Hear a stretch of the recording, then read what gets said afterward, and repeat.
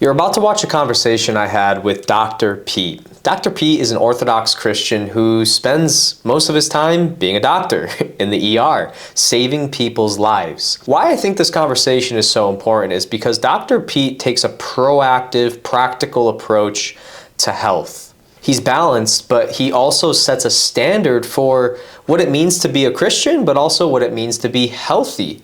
And Jesus was very clear about things like fasting. He expected his disciples and his followers to do this. So the question is, do you do this? And if you don't, why not? And I think this conversation is really timely because we have Holy Lent coming up. And I think in our culture today, most Christians just blow that off. Like, oh, I'm going to give up, something really easy.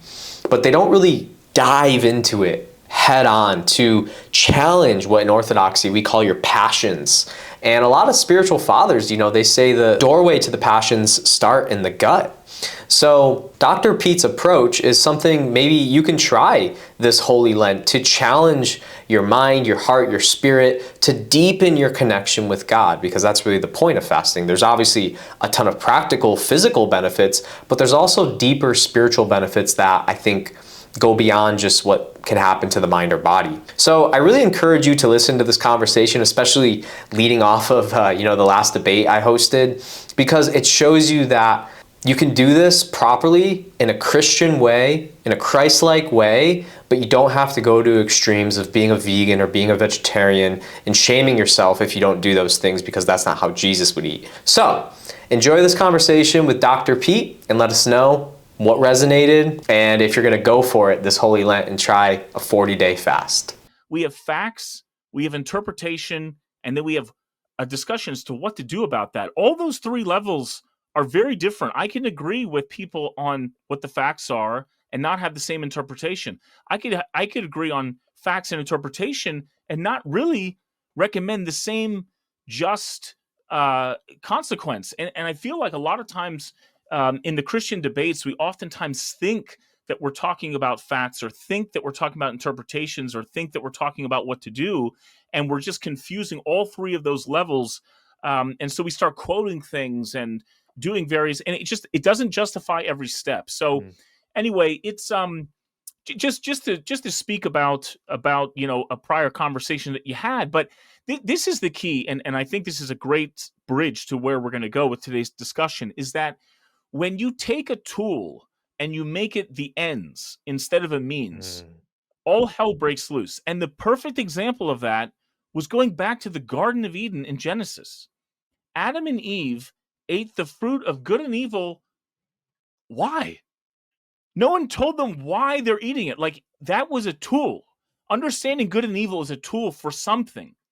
And they just participated in that technology and that knowledge for the sake of that something.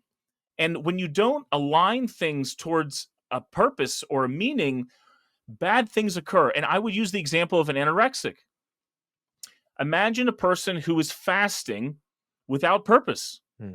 I've never met an anorexic who is fasting for God. They are fasting for vanity. They are fasting for themselves. They have a distorted sense of reality, and they die. They physically die. And as opposed to an ascetic who has fasting aligned towards the highest good, and they live over 100. And so, what a stark difference in how a tool used towards an aim results in life, and a tool for the sake of the tool results in distortion and literally death. And so this is where I think Christian fasting really has to be resurrected, because I feel like this is a practice that is so historic to what it means to be human, what it means to be a Christian.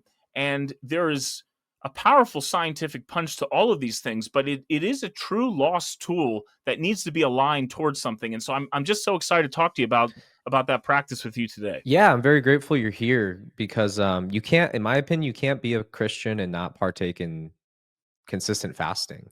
I mean, the Bible is very, very clear on this. Jesus was very clear on this with his disciples and everybody who listened to him. Even on the Sermon on the Mount, he mentions it. So and I think you allude to a good point about Genesis. Adam and Eve were kind of told by God, hey, you need to fast, not literally, but I mean, kind of like, hey, stay away from that.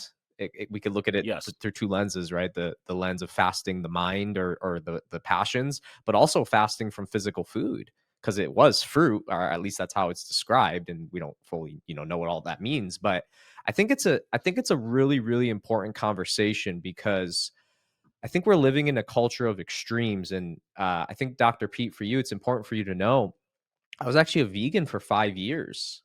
Mm, So I was a vegan for 5 years, and I got incredibly sick. I developed an mm. autoimmune disease. I'm actually going to show you a picture really quick, because I think it will just draw some context here. Well, you obviously recovered, Anton, because you have the thickest beard and the greatest hair I've ever seen in my life. I can just see the nutritional content of whatever you're doing, just working out to the max. Well done, man, They, on the rebounds. yeah, check this out. Oh, wow. So you can see, uh, my whole, eh, like, everything about me is different. You can see the eczema in my eyes. Yes, This yes. was, not that long Would you have ago. pellagra? Would you have like a niacin deficiency? I don't know. It's sort of a, any issues with your tongue? I'm just curious. Any issues with my You tongue? know, yeah, at the time, usually what we sort of see these skin manifestations with these various vitamin deficiencies. Sometimes we call it pellagra, but anyway, Yeah, I just was, throwing something out there. yeah, there was a lot going on, but I essentially developed an Yeah, autoimmune condition where I yeah. became sensitive to everything. And Mm, to heal this, again, I don't think this was appropriate, but what ended up healing it was actually the carnivore diet. So I went on this mhm, strict diet where it started as keto, and then it went to carnivore.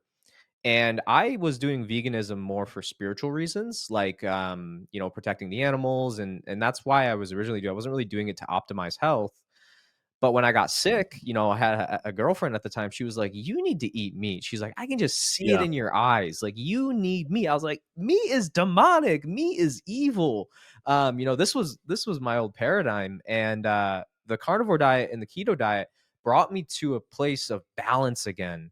And then, Mm, I kind of went down that extreme, but then actually, orthodoxy helped me kind of draw that balance, because when I'm still a catechumen, but when I was inquiring to the church, my spiritual father was like, "Look, you can't really become an Orthodox Christian until you at least go through at least one Lent, Holy Lent." And I was like, "Why is that?" He's like, "Well, it's an intense period of fasting." And I was like, "Oh, well, I don't really do fasting. I can't, because I'm kind of like got the special diet because of an autoimmune thing." And he really challenged me on that. He said, "Look, a lot of the early church fathers say that the gut is such a vital part of the spiritual life, and that the belly is the doorway to the passions."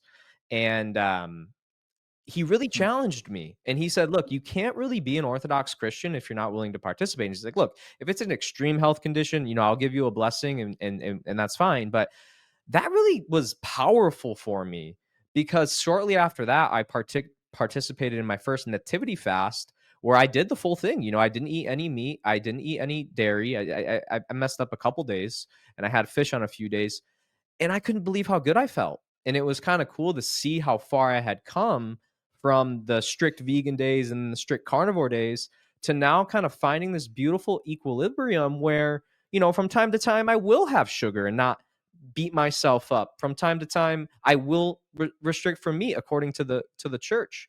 And that has been so life-changing for me, man. And I think orthodoxy does such a beautiful job of showing you, hey, this is really the way of not just your spiritual life, but your life as a whole on many levels. Maybe one way to break into the power of fasting and why that is such an incredible weapon or tool is that the enteric nervous system, which lines your 30 feet of intestine, is by definition the largest, at least by surface area, nervous system in your body. Mm, So when people say, "Hey, go with your gut," I have butterflies around this girl, I have this feeling, my stomach hurts, that is their nervous system speaking to them. That's not just like gas. mm, That is literally brain power mm, communicating with your cerebrum. And the reason I bring that up is not only is the enteric nervous system, as a surface area or just in terms of space larger than the brain, but there's 100 trillion bacteria living in your intestine that forms the microbiome, mm, which without we get 80% of our serotonin from bacteria living in our gut, processing different materials. Inflammation, the immune system, everything starts with the gut. It is an incredibly sensitive organ as well. And, I don't know if you've ever met someone with appendicitis or a hernia, but I mean, the pain they feel from a little appendage that's like the size of a nut Mhm. is excruciating. Someone that has a hole in their intestine is bellied over, the worst pain of their life. It's a micro perforation. We're talking like a needle that went through their intestine Mm. in certain circumstances that allowing air into their. It's fascinating. Mm. Not only that, but it takes 30% about of the energy that we consume every day just to run the machine of the intestine so we can digest. Mm. So when we talk about our core, I don't really think we should be pointing to our brain per se. We might be better off holding our bellies. And the reason this is relevant is because when Jesus or when God talks to Adam and Eve in the garden and gives them a tool or gives them a command about fasting, that wasn't by accident. He could have told them not to have sex. He could have told them not to say certain words, don't murder, whatever. He needed something that would represent all manner of possibility. Mm. And the reason I believe he picked food and fasting was because that is perhaps a very core to who we are. Mm. And when we failed that first test, it's like, what's the one proxy I can pick that would then let me know if this guy is okay for the job or not? It's a fasting rule. And not only was that, as I mentioned before, but not only did they fail through the mechanism of fasting, which is interacting with our intestine, which is so complex and so core to us, but they once again reached for something that was a tool and they made it an ends, an idol, however you want to describe it. It's almost like in the data age where sometimes we think that, oh, the more information, the better, the more bandwidth, the better, the more gigabytes, the better. What are you going to do with that information? I think there was a really cool business Mm. case. McDonald's was trying to figure out a way with the data age or the internet age, how they were going to synchronize and coordinate every franchise across the world into a data center so they could see like what degree the oil was in some place in, Mumbai. And it was billions of dollars and it was complete waste. Data is not wisdom, and there's very important. And when you start worshiping data for the sake of it, what comes of it? A whole bunch of inefficiency and a misdirection. Mm. And so what I'll say this too, and maybe this is a Jordan Peterson kind of Jonathan Peugeot discussion, but I think it's something they should consider. But they talk about these fractals of our who we are as humans, as fathers, as members of our community, leaders of our nation state, global.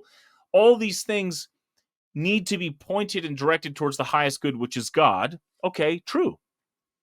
But how do you go deep as possible? And that's fasting. Mm. How can I literally synchronize and coordinate my biology in every cell of the whatever it is, 30 trillion cells in my body, which again, that's less cells than what's in your microbiome, by the way, 100 trillion for bacteria Mm. and 30 trillion for all of you. Who's serving who? I don't know. But Mhm. the point though is that how do you align the very base of yourself with the highest good? And I think that's through fasting. And then how do you create feedback from the highest to the lowest? Every organism in the world has feedback systems. And it just makes sense to me that God would use something as historic as fasting to sort of coordinate and unite all these pieces and fractals towards the highest good. And it's something we don't do enough of in the modern era is fast. Amen. So true. So, Dr. Pete, my audience, I'd say 99% of them are not Orthodox. So these are people who are just kind of coming out of something called the New Age kind of spiritual movements and or, probably mainly, more Protestant type denominations, which is fine. But I would love for you to break down kind of the importance of fasting inside of orthodoxy, because people hear that word fasting and they automatically assume water fasting or they assume this or they Uh-huh. assume that. So you're talking to people who don't really understand basic orthodox theology. And I think it's important to give a little bit of education on that. Well, maybe even a preface to that step is my recognition that what the heck did Adam believe up until the time that Moses showed up thousands of years later, if not, who knows, hundreds of thousands of years later? Like, and God obviously communicated with humanity before there was a Jewish law. So, like, what did he do? Just kind of put his hands up and watch what was going on? First of all, Adam walked in the garden with God, and I assume he learned a lot. And somehow we get this belief about sacrifice soon after the first generation of humans are born. We get this belief about fasting. I mean, this is completely, me with my own conspiracy, but I really believe that sometime between Adam and Moses, there must have been some religiosity surrounding fasting, surrounding sports, and surrounding drugs. And like those three things, I think were just like God was just trying to see if humans could figure it out. Like, okay, maybe when people critique, oh, religion is just so flawed, well, maybe the first 100,000 years of human existence, God said, hey, you know, you do you, and just follow the teachings that we had established early on, like the core of it. This is not me I being understand. too much conviction. This is me just conjecturing. I see. But there was a spirituality that existed before Adam to Moses. What are we going to say occurred then? Hmm. So anyway, fasting though definitely makes the mark in terms of what's important. So my friends in the audience and Anton, just as you mentioned your request, what is fasting? So fasting can be defined in a number of different ways. It can be caloric restriction. Hey, I don't care what you're eating or when you eat, but just, eat less of it. Okay. It can be limiting the types of foods that you eat, and you don't really care how much of that you eat or when you eat it. All right. And then it can also be limiting when you eat, but then when you eat, you can eat whatever you want and however much of it, or whatever category of food you want and however much of it. Hmm. So, and then everything in between. So what's really fascinating to me is that when it comes to the Christian timeline, I mean, a lot of things changed. We kind of went from a polygamous kind of worldview to moving towards monogamy. I would like to argue that to know Jesus, to know love, you need to know Christ. And Christ told us how to love, and that's in the fullest sense. So maybe there was some type of loving spectrum that included multiple wives, okay, for example. But in order to truly love someone, to have that one-on-one relationship, that is the highest form of love. God and Christ teaches us that. If you're a Muslim, you're not getting that. If you're a Mormon, you're not getting that. So in order to have the highest level of love, you are now in a monogamous relationship. Okay, so let's talk about fasting. Well, fasting, I think maybe in the old days was just kind of like you don't eat anything except water, or maybe not even water, and you kind of make some progress. And there's some scientific benefit for doing that. But I think as Christianity sort of takes these practices and makes them par excellence, makes us truly what they're supposed to be, that fasting practice, as it is found in communities of Mount Athos in Greece, in my opinion, given my research, is the par excellence of what Orthodox fasting and what Christian fasting can be. Okay, and And so, before you yeah, keep going, because again, we're not talking to Orthodox Christians. What is Mount Athos? Why is that so significant? yeah. What happens there?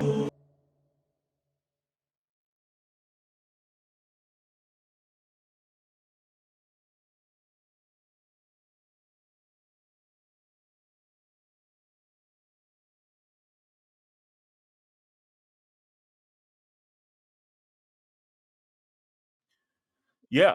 So imagine you're going off to Greece, and it's a land of archaeology and beautiful views and wonderful culture, etc. All these types of things. And what oftentimes is forgotten about is that the Greek people had um, a massive play, or a massive influence, or part, I should say, in the early centuries of the church, and to this day, really. But when my father, who's an eye surgeon and an Orthodox priest with 5 children, by the way, he was always married, he was always going to have kids, and I don't know why there are other Christian branches that put them against each other. I'm just being inflammatory, but No, I know the what you point mean, is though. I that, know what you mean. yeah. So in that natural balance, this person in today, I'm talking about my father now, he looks like Gandalf, and that's what all the people look like in the first centuries. They spoke Greek, They wrote many of these first, epistles in Greek. I mean, it's so hilarious to me. Like, we're talking about the old ancient fathers, like as if like I would interview someone from Nigeria about the American Revolution. Like, you would probably do better finding people who had a English accent, wore a white wig, and looked like Benjamin Franklin. Go ask that person about what happened in America about America.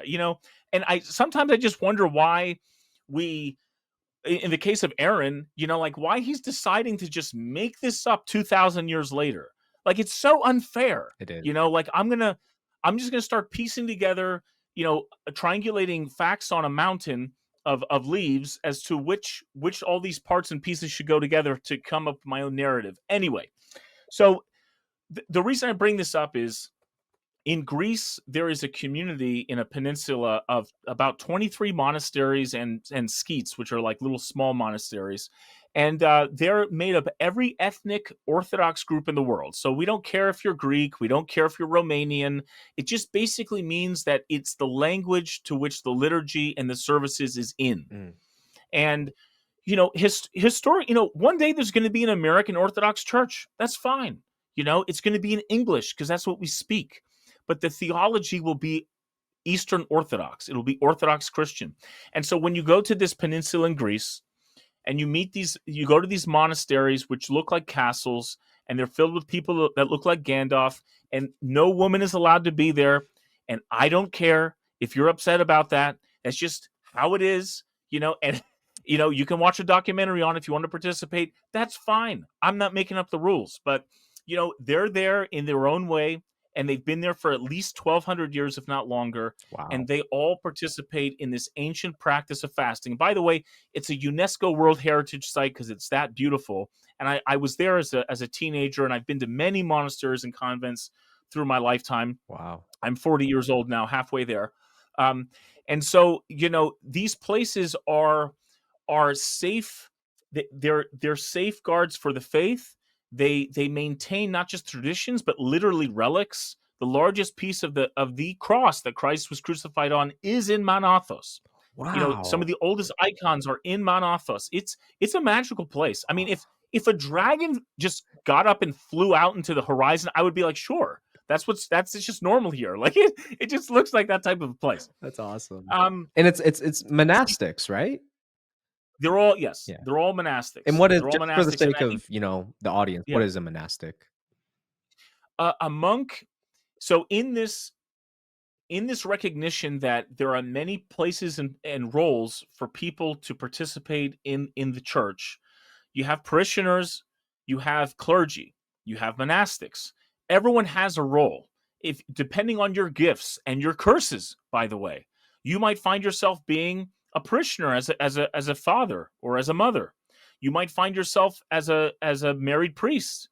And if being a celibate is an option for you, you can be a monk. However, as I said, if you still feel the calling to be theological and to be a pastor or a pastor of souls, etc., you can be a married priest. So there's a role. And this is where I think Roman Catholics kind of got it wrong, because they didn't used to be this way. But, in the 800s, 900s, I think they switched over because they recognized their children were getting too much property. So I ask a Catholic why. I can't understand. But, and now they're all celibate priests. If you feel a calling to serve God's church, but you also feel a calling to embrace a woman and have children, well, you can't do that in the Roman Catholic Church. In the Orthodox Church, in the wisdom of the church, we allow that. And so anyway, these monks are celibate. They live in these monasteries, in these groups. I find what's so interesting about the way they live is it's communist as it gets, in that they don't own anything individually. They own everything collectively. Oh, wow. And what's so interesting is that, opposite to communism, it's the most religious-centered thing you can think of. Right. So, like, it's so fascinating to me that, like, 100 years ago, or whenever Marx was, there was this idea of doing something that was really kind of Christian sounding, but it had no aim. Again, it's like taking that tool and confusing that as an ends in of itself, or not aligning it to the highest good. So where does communism work in its glory?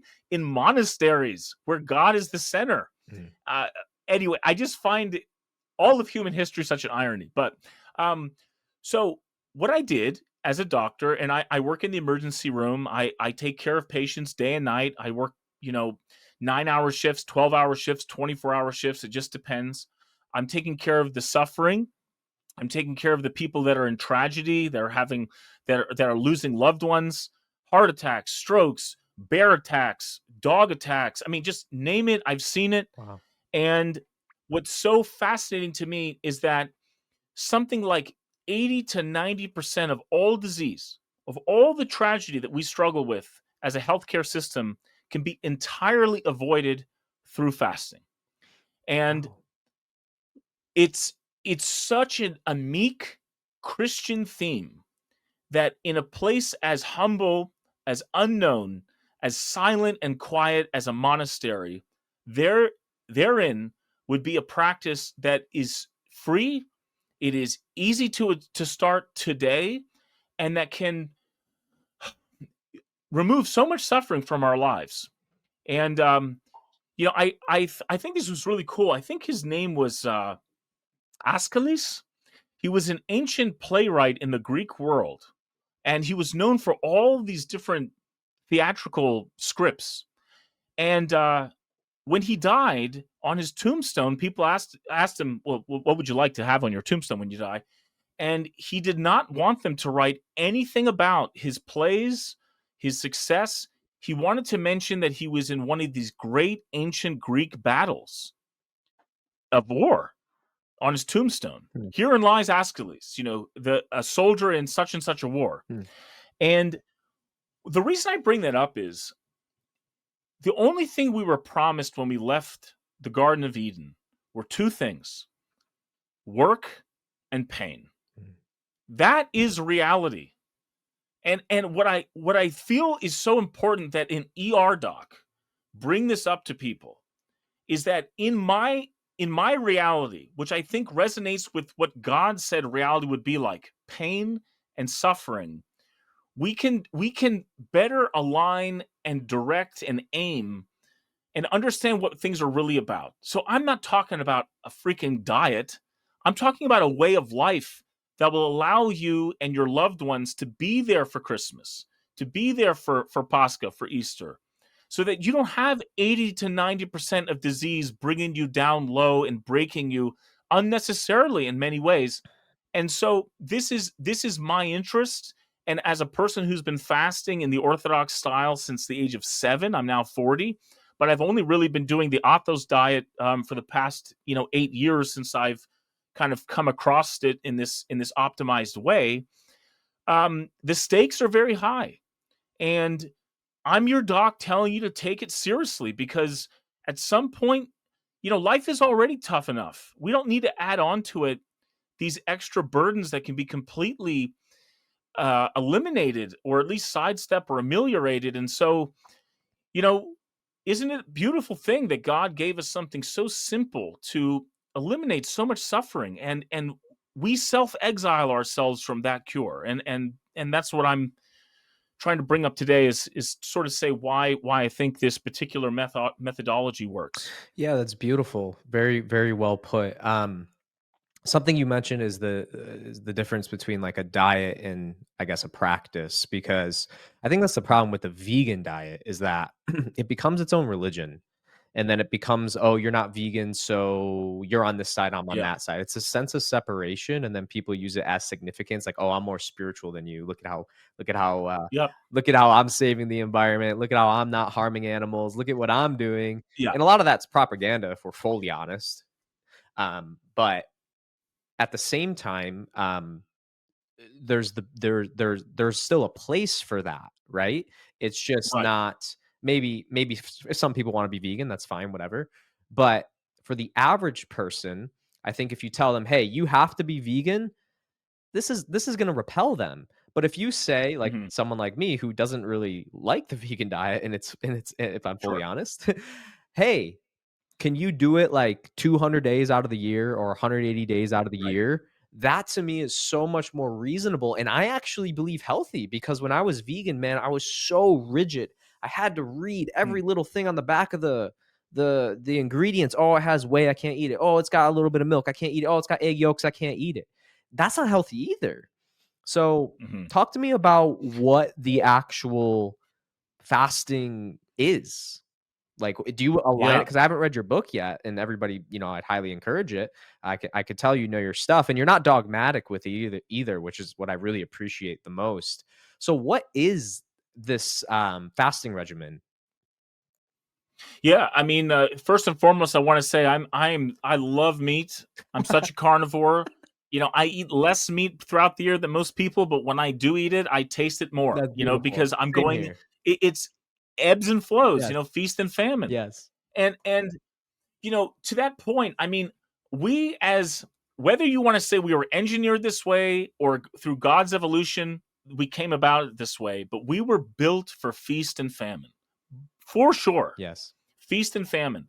And I think as our challenges to recognize something very key, which is that as we progress as a civilization and eliminate disease and reduce suffering through technology, by all means, we have to incorporate safeguards to keep us raw and real. And I think there's no better way of doing that than creating a fasting schedule in your life, Mm. so that when you're in my waiting room in the ER and there's a 2-year-old dying of pneumonia in front of you and you're worried about your bruised elbow and you arrived 5 minutes ahead of the little girl, that you're not upset that she gets to go and be seen first, which happens all the time in the ER. I'm telling you, this fasting practice of delayed gratification, sacrifice, waiting for something, discipline, being just freaking tough. We need that. We need that. We think the Titanic sank once with all those people in the cold water, and like that could never happen again. If I was there, it would be different. Dude, that was human nature played out at scale in a very dramatic sense, but that happens every day in the ERs in every zip code of this country, Mm. and it's sad. Mm. And there's something masculine about fasting. There's something spiritual about it, and so okay. There's just so much we could I talk know. about, but I yes, know. let me just bring this to. So fasting 101 is something like this: Wednesdays and Fridays throughout the year, you are a vegan versus like pescatarian. Okay, sometimes you can have some fish and some shrimp, whatnot, but it basically you're a vegan. Okay, to keep it no dairy, no meat product, no ingredient in that food Wednesday, Friday, And for everybody and listening, just then to add a little misnomer Mhm. to that, this is what we do in Orthodoxy. So all Orthodox Right, Christians are expected to fast every Wednesday and Friday. So I just want to add that just so everyone's aware. Go ahead. yes, this is true, and then throughout the year, like 40 days about leading up to Yep. Christmas, 48 days leading up to Great Lent, which is what the Athos Diet sort of primes everyone to be. It's a 48-day thing mimicking Great Lent. Okay, it's Ah, just a send off. cool. But I'm telling people to then incorporate this into their fasting life afterwards.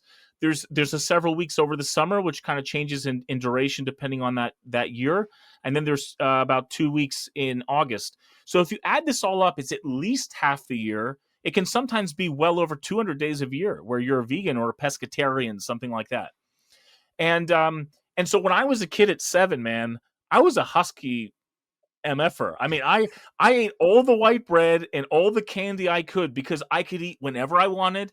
I could eat as much of the fasting food as I wanted, and I just was doing it wrong. But I was learning about discipline. I was, God still took care of me. I learned a lot about delayed gratification and quality over quantity and Mm. and what it meant to be disciplined, even though like I wasn't getting a health benefit. But when you look at the communities of Mount Athos and you see how they fast, not only do they avoid meat and dairy, or they don't eat meat and dairy on Wednesday and Fridays, but then we control about when they eat Mm. and Why is that? how much of things they eat. So this is the cool thing, and I find this just the most beautiful poetry. Mm. So every day we go to sleep, it's like a miniature death, and every day we wake up in the morning, it's like a miniature resurrection. Mm. And in the communities of Mount Athos, where they're taking communion every day, the mandate is Wow. nothing to eat after your last meal, nothing to eat before you have communion. And when you have communion late in the morning, you are essentially intermittent fasting as a way of life. And any mammal that intermittent fasts lives 30 to 40% longer. Topic sentence. Wow. And what's the So, technical definition of an intermittent fast? Is it 16 hours, 18 hours, 12 yeah. hours? Well, this is a good question. This has been explored, and it's at least 12 Okay. hours, but more ideally, probably 16 hours. And if you can get to 20, even better. And is that So, is really, what you're looking or sorry, I was yeah. gonna say, is that over 12 hours because you're starting to get into autophagy, or is there a different benefit?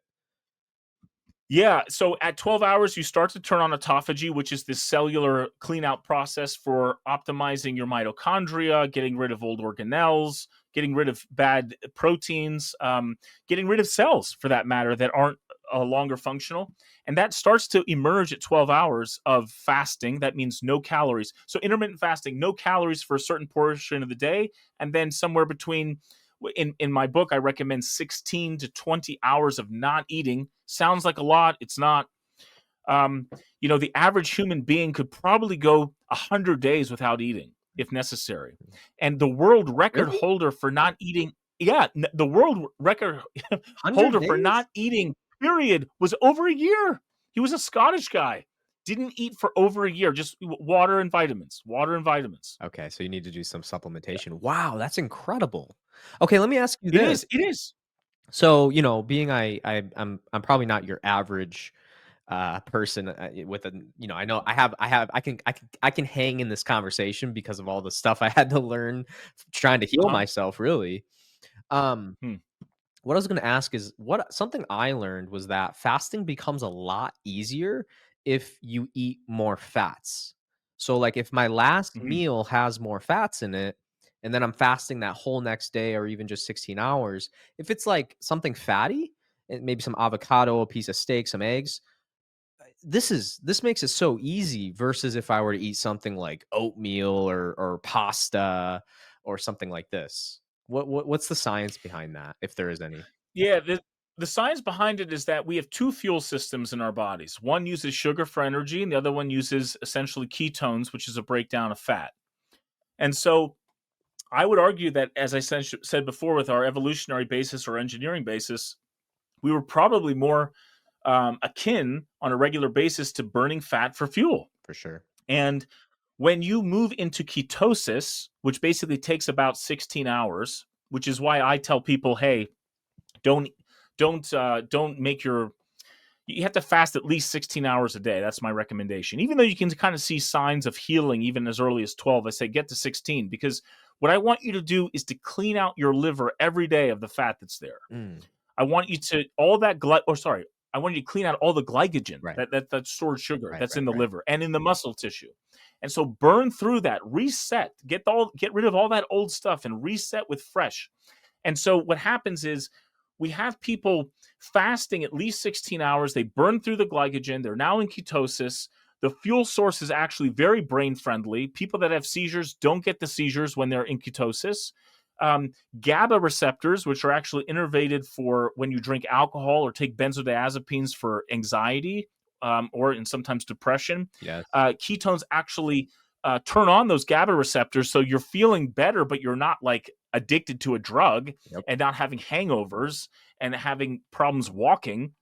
Um, it's interesting that a quarter of all women in America are anxious, and it'd be interesting to know that if I can give you a lifestyle change that allows you to upregulate your GABA receptors, just like alcohol and benzos would you need that wine in the evening? Would you need that benzodiazepine throughout the day? Wow. It's self-healing. But so yes, at 16 hours we are now kind of cleaning out all these sugar stores and glycogen stores, and you are now burning fat for fuel. And that fat is that fuel source itself is very friendly. And what's also interesting about it is that when you switch over to that, going back to that nervous system connection, you are now upregulating this thing called the sympathetic nervous system. So you get natural releases of catecholamines, epinephrine, adrenaline, serotonin, dopamine. All this stuff starts to go up. And what's interesting about that is that if you're on Adderall, Ritalin, you're doing cocaine, you're doing meth. Those things stimulate that state. Right. So again, you're getting like a natural boost in the proper dose, by the way, so you don't lose your teeth and get aneurysms. You know, you get it in a way that there's actually a net positive. And how many children are on Adderall and Ritalin and have, these issues? So it all comes back to food and when we're eating. And one thing I didn't mention was to finish off that talk about the monastics who are getting ready for communion. When they go to that moment in their day to finally break the fast by having communion, they are intermittent fasting. But the memo is this communion is for healing of both soul and body. Like, so powerful. So every day, if you take your life seriously with every night is a death, every morning is a resurrection, I'm preparing my soul for communion, I'm healing my both soul and body, you are doing that. You are doing that because autophagy is being upregulated. Ketosis is on. Your GABA receptors in your brain are now stimulated. Sirtuins, we didn't even talk about sirtuins. There's 7 of them. These molecules in your cells are so powerful, called the sirtuins. They're now cancer targets in terms of therapies. All of these things get turned on. They call them the Magnificent Seven. They heal your telomeres, bad DNA. They make your mitochondria more healthy. Wow. All this stuff is happening. But the issue is this. What rational, hedonistic human being would ever think that the goal is somehow this famine and fast schedule? It's almost like we take the polar bear, who's this incredible animal that can go 80 miles at sea. It can take on animals several tons. It's the largest predator in the world. And we say, you know what, polar bear, I'm going to solve your cold problem and dilemma. Let's put you in the Sahara Desert. The thing's going to die. And meanwhile, it's like this extraordinary beast. And I just feel like we as human beings are in that same category where we said to ourselves, you know what, I'm so sick of that cold. I'm so sick of raw reality. Let's go to civilization and let's put ourselves in the freaking Sahara and see what happens. And we become soft and we lose our sense of center. And it's not to say we want to go back to the days of just like endless environmental persecution, but let's not forget what made us great. We can't hate what made us great. And Yeah, that's such a good point, because I wanted to talk to you about this, and I think it's a perfect segue. 2 things. Number 1 is the implications of testosterone when it comes to something like the Athos diet / fasting. Because I'll put a stop there, and then I'll give you a little context. When I was vegan, fully strict, my testosterone when I was when I was 22, I had the testosterone of about a 60-year-old, and I was eating a vegan diet. I actually had to do a cycle of something called sermorelin, which is a peptide that can stimulate growth hormone naturally. And my body was so receptive to it, it changed my whole life. Now, there's obviously unique context there, but I think the vegan diet, maybe if done improperly, can wreck testosterone because we need things like cholesterol and other things like that. But I'd love to hear your perspective on that. How does this type of fasting kind of affect testosterone? And some people think testosterone is a bad thing. This is no, scary. Let's talk about that. yeah, it's so cool. So let's say you're a well-intentioned Orthodox Christian and you're 12 and you're me and you're just eating all freaking day, all the vegan food you want. Right. I'm sure my testosterone level was low. The reason that I think this intermittent fasting piece is so important, and again, I'm quoting things from Mount Athos. There are fathers and ascetics and theologians, the ancient, early fathers, as people call them, that talk about the importance of maybe sometimes eating 1 meal a day. But when you intermittent fast, you get a huge pulse of growth hormone naturally. Really? So this is the cool thing. You get growth hormone release when you sleep. So please sleep.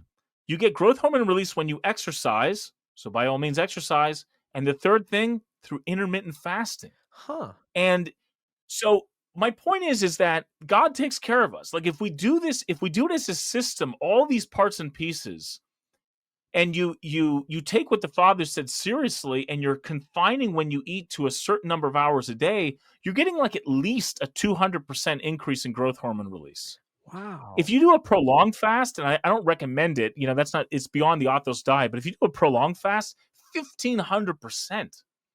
So that drug you're talking about, the sermorelin, which I think you inject every day, if you're intermittent fasting every day, you are getting, arguably a 30% more, or at least there's a bucket of growth hormone release that you are now getting that you never had access to. Wow. And by all means, if you're an American, you're probably not sleeping well, and if you're an American, you're probably not exercising, and so we're like not even a third of what we could be, Right. like given the American culture.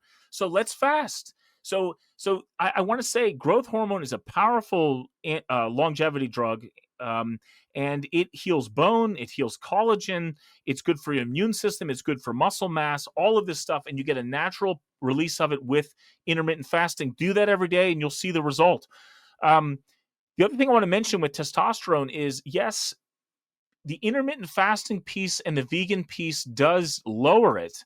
However, the refeeding increases it by multiples. What do you mean So by when that? we go in, so when we go into Pascha and we're fasting, you start eating that lamb for the first time, or that piece of meat, your testosterone doesn't go back to normal. It skyrockets. Oh, interesting. And so what I'm saying is you go through this fasting and Yeah. famine pattern throughout the year, and you will have time to heal, and you will have time to grow, and you'll have time to improve. And all of these things just ebb and flow, and it all starts with food and how you're eating, and it's you'll be okay. I mean, I'm doing fine. I'm 40 years old. I'm like 262 pounds, regrettably. I need to lose a little weight, Wow, you're a actually. big guy. That's awesome, man. Yeah, and How tall are and I you? like I'm a 6'3", something.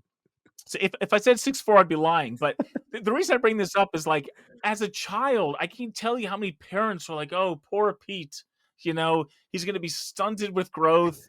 He won't be able to walk tall. Like, what's going to be?" It didn't happen, guys. It didn't happen. And I wish I had an agent or something. You just prove the point. I mean, I have no one to speak about this stuff except me. I'm just trying to tell people, like, have faith in these practices that God gave us, and there will be return.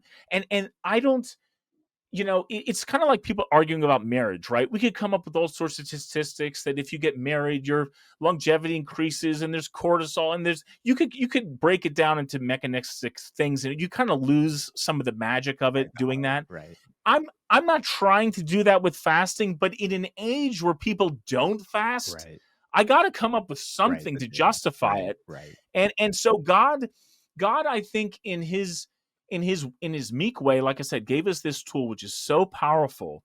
And I'm just, as a 21st century physician who cares about eliminating the tragedies we can eliminate, I'm just trying to prove to people that we should not discount this tool. If we do, it's to our own detriment. And not only that, but if you're going to do the fasting, like, I don't necessarily recommend the Daniel fast where you're just eating raw vegetables and water for 40 days. Like, I haven't seen that being as beneficial as what I'm seeing with the life expectancy and the profile of health these monks have. This is why I'm recommending that. And for example, I haven't really seen benefit in not drinking water. There are some traditions, some micro traditions, where a lot of people don't drink water when they fast. I don't recommend it. I don't see the science for that. Yeah. So, so I'm trying to keep people safe, and I'm trying to give them best practices. Right. If I could just go back to something real quick, I think this is really powerful. Yeah. There was this. Have you ever heard of the ACE study? The ACE study. I don't So think so. there were these children they followed, tens of thousands of them over their lifetime, and they recognized that many of these children were living like 20 years less than the other children in terms of, like, ultimate life expectancy. And those same people seem to develop problems with unemployment, homelessness, drugs, divorce, couldn't hold down a job, et cetera, et cetera. And what they did is they determined that these adverse childhood events, that's why they call it the ACE study, these things that occurred when a child is very, very young, literally destine that child to a shortened lifespan, abuse of drugs. And what were these adverse childhood events? Sexual abuse, neglect, assault. I mean, mention any manner of sin. That is what the child experienced, and they manifest it later in their life in these ways. Right. And it's The body keeps also why I score. think the body keeps the score, man. Absolutely. And it's also why I think we inherently, as fathers or as community members, are just like, protect that child. Yes. Like, get him away from that something. Yes. And what that tells me is this: if I can ruin a child's life by subjecting them to terrible experiences, what can I add to their life if I start things like fasting at a young age? Isn't it wild that we recommend in the Orthodox Church that a child should start at 7 learning these practices? I love it. And I love it. an ocean of tragedy are we I eliminating know. from their life? It's incredible. So anyway, I just find that, this practice of fasting, it goes beyond just like saying, you know what, Johnny, I want you to pull weeds every day for 10 minutes. Right. Or go run a mile. When we're talking about the enteric nervous system and our gut and our core, and something as fundamental as fasting, where you feel hunger, there's few sensations that are so visceral, so core. If I can get a human being to overcome that, what can I get them to overcome and to champion later on in life? And I just feel like this is where this fasting practice is so huge, because we can start it early and we can get people back on track. And I think it was St. Basil the Great that said, it was because we did not fast that we were kicked out of paradise. Let us fast to return there. Yes. And I just see all of this part and parcel of a Christian ethic that keeps us strong. First of all, like, we're still going to be kicking ass, but we're also going to be avoiding a lot of problems that we just don't want to have. And there's all manner of those problems, and they're gross and they're ugly, and I see them every day in the ER. And it's just time to fast. Amen. Yeah, it's so well put. Yeah, that was, so a lot of people think, I think from the outside looking in, a lot of maybe even priests and pastors think, oh, we shouldn't be too hard on our sheep, if you Mhm. will, because that's going to push them away. But I actually find it the exact opposite in Orthodoxy. And I think that's why so many young men are being drawn to the faith. Because, like, when I had my first sit down with my priest, he challenged me. He said, look, Mhm. this is going to be the hardest thing you do. And he said, we fast, we do this. I don't expect you just to come on Sunday. This is a lifestyle. This is Yeah, yeah. not, I expect you to help around the church. I expect you to help make meals with us on Sundays. This is a life change. And for me as a young man, I like that structure. I need the Mhm. direction. Hey, if you don't, if you tell me, hey, fast twice a week, Wednesdays and Fridays, easy. Okay. If you leave it up to my own Mhm. devices, I'm never going to do it. But when you tie Right. it to Right. something of spiritual benefit, physical Yes. benefit, it becomes like, yeah, if you're a Christian, you fast. Now, you don't got to be as intense as Orthodoxy, but I think it's a great aim. Like, I can't wait for Lent. I'm actually looking very forward. I'm like, I'm going to Yeah. really It's a go great for it. reset. Well, and then, of course, imagine a society that Right. does not fast, Right. where maybe 100 million people now have diabetes or prediabetes. 74% of Americans are overweight. 40% are morbidly obese. The life expectancy is decreasing. Never mind the quality of their lives for the last 20 years. Infertility rates are out of control. Depression, suicide. We've lost more people to suicide. Well, actually, this was a statistic for England, but they have lost more people to suicide since World War II, than in any armed conflict since World War II. Like, we are Wow. literally killing ourselves. And it's so sad. In America as well, we have this fentanyl crisis. 100,000 people or more a year are dying or overdose. I mean, if I can teach a child discipline and delay gratification and quality over quantity, and how to say no, no, no constantly. I mean, that's all I did as a kid. Hey, Johnny's birthday's on Wednesday. Here's a cupcake. I'm sorry, man, I can't have it. How about Friday? Oh, it's pizza night. I can't have it. Wow. I mean, that was over and freaking over and over That's again. Like, awesome. so, but it makes you a little It's a tough. standard. And I don't see that so wrong. And by the No, it's way, beautiful. when I get to my 16 hours or my 20 hours, oftentimes I usually eat about 4 hours a day now. That's just what I do. But I mean, I am so excited about what I'm about to eat. Right. It makes my day. I don't just mindlessly go through breakfast, lunch, and dinner and like don't remember what I had 5 days ago. Like I know all the meals, you know. Right. Um, That's cool. so I think it awakens you. It awakens you inside. It gives you a routine, a ritual. And I was talking to my uncle. He's a theologian essentially. Dr. Timothy Petitz. He wrote a book called The Ethics of Beauty. Hmm. And one of the beautiful things he came up two quotes I'd like to highlight is you have to make cosmos out of chaos. Mm. And the more chaos in your life, the more ritual you need in your life. Mm. And I was really thinking about this, because I deal with people with OCD and the ER all the time, obsessive compulsive disorder. What are they trying to do? And what I realized is a lot of these people have terribly traumatic childhoods, terribly traumatic life, and they're creating these little rituals Right. every second of their Looking for day that to have certainty. control. Yeah. Yes.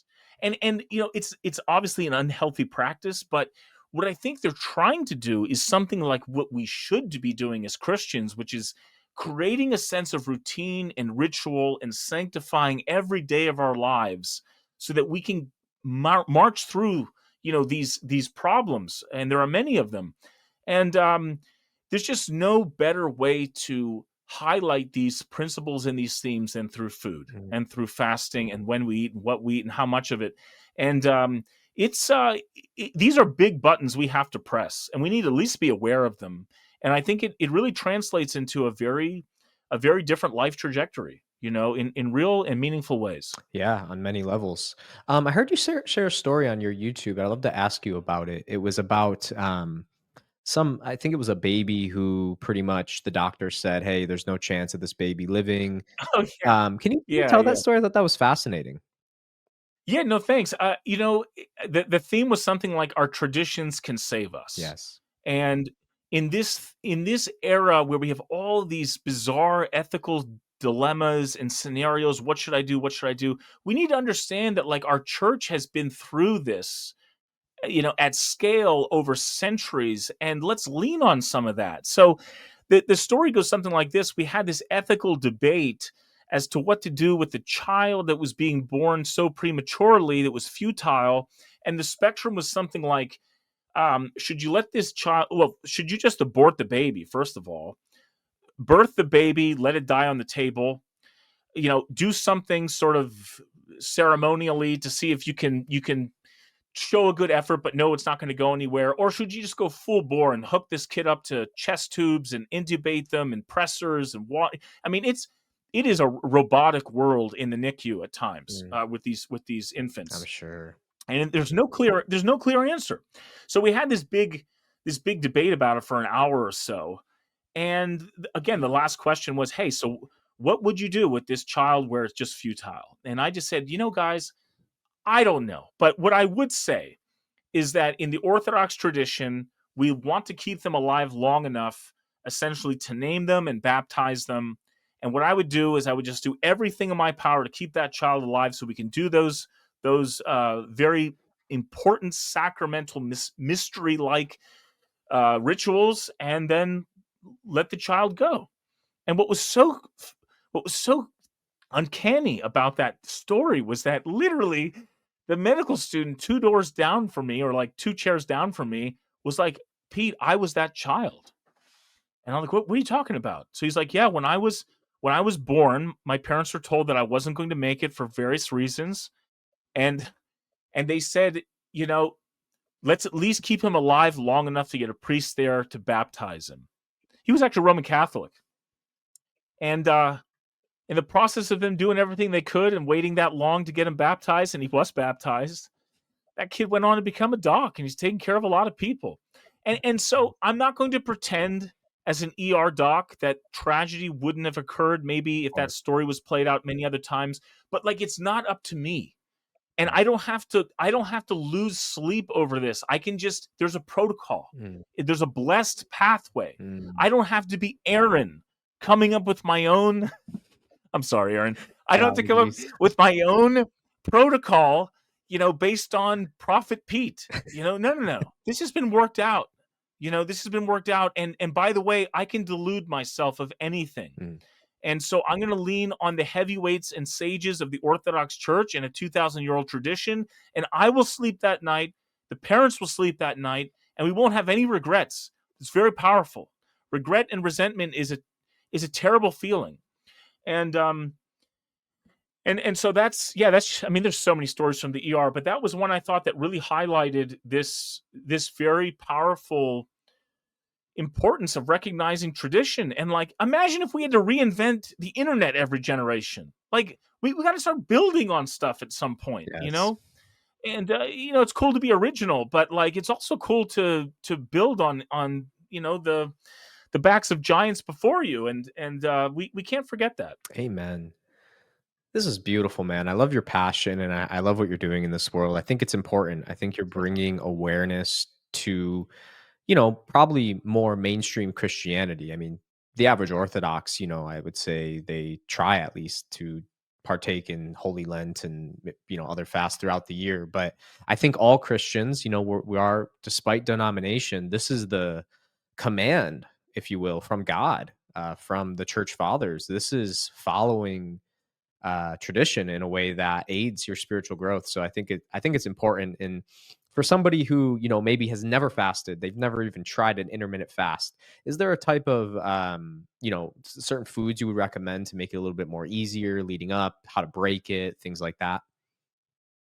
Yeah, I mean, the three prongs of the Athos diet essentially is only eat between 4 and 8 hours a day. The second prong is you're going to be a vegan, but you can have shrimp and you can have oil. And what I tell people is there's no limit on the amount of fat that you can eat, which is interesting, Anton. You brought up how you felt more satiated when you ate more fat. I tell people to at least eat 100 grams of protein a day. And then we're trying to keep your carbs down below 130 grams. And so, Wow. what that really should tell the person listening is that, fats are good, protein's good, and we're trying to avoid carbs as much as possible, which is ironic when I tell people to be a vegan, but select your foods wisely.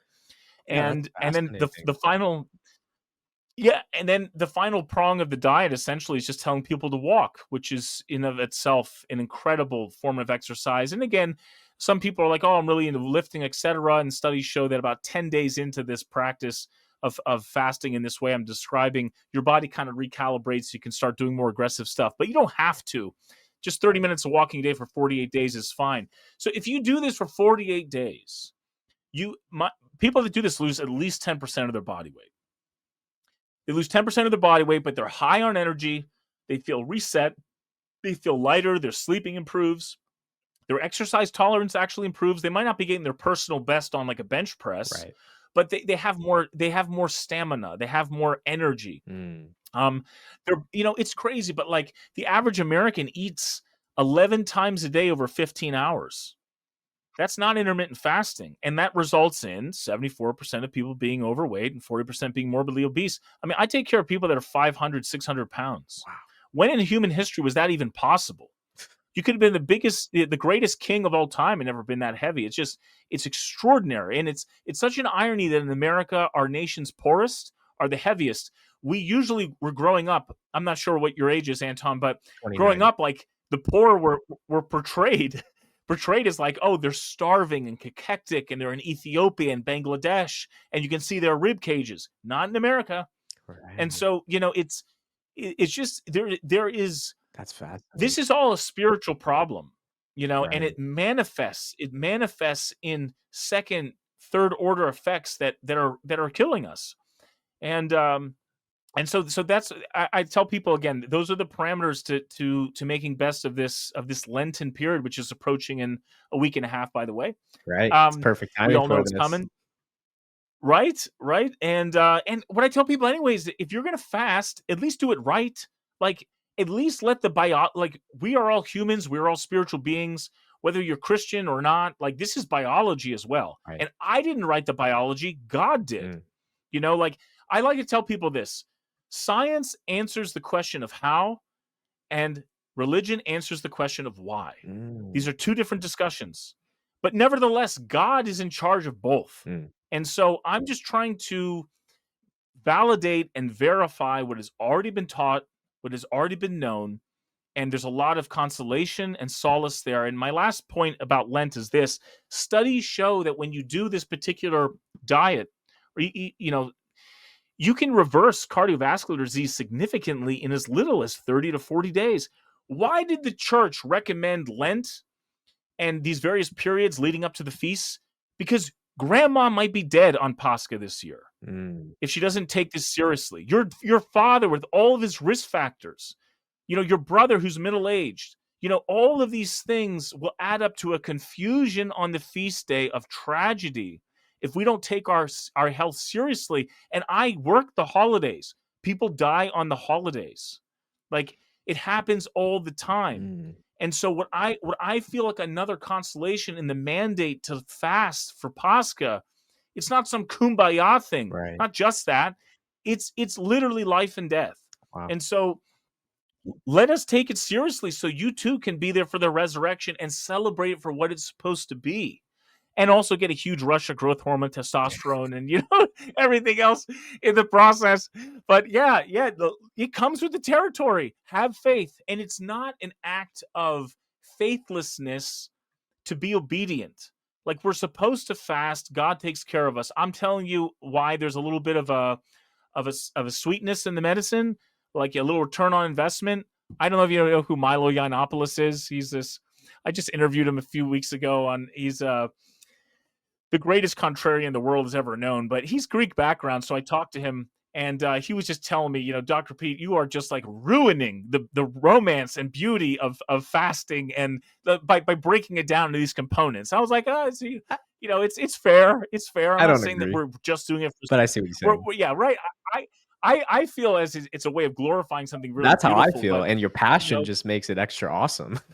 thank you, thank you. I'm so glad you said that. Of course, Milo would have said something contrary no matter what I said. It would have been the same result. But anyway, God bless him. He fasts a lot too. But so with that said, I just feel like it's time for Christians to start outliving their enemies, Hmm, and and that also means outliving your own demons, hmm. and progressing and moving forward with your own life. And this is just such an extraordinary way to just get realigned to the highest good from your basic cell, your basic organelle, all 30 trillion of them, to the highest glory. And it starts with fasting. We should not minimize it. And so I'm just an ER doc trying to say, take it seriously and let's get back to center. Beautiful.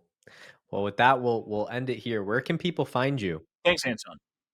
I'm the athosdiet.com, and we got a YouTube channel with me just going in 3 to 5 minute monologues about things, and I have a little insights while fasted, while all of those catecholamines are going. I'm trying to give some insights into life, but yeah, and I just want to mention one last thing. I'm Yeah. a real human being.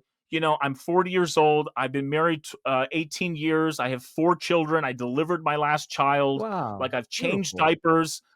I work out, but like, I'm a real guy. I don't just like go to the gym and sculpt, or like go flip Bitcoin all day, which I love Bitcoin. But the point is like, I live in the context of a full life, Right. and fasting is a part of that. It's not all that I do, but it's a tool that I use to get the proper alignment, and all good manner of things happen as a result. And so God bless everyone on their great Lent this year. I hope they take it seriously, and I hope to see all the resurrection in mid-April. Amen. Everyone, make sure you follow Dr. Pete, and thank you so much Thanks, for Andrew. listening. We'll see you soon.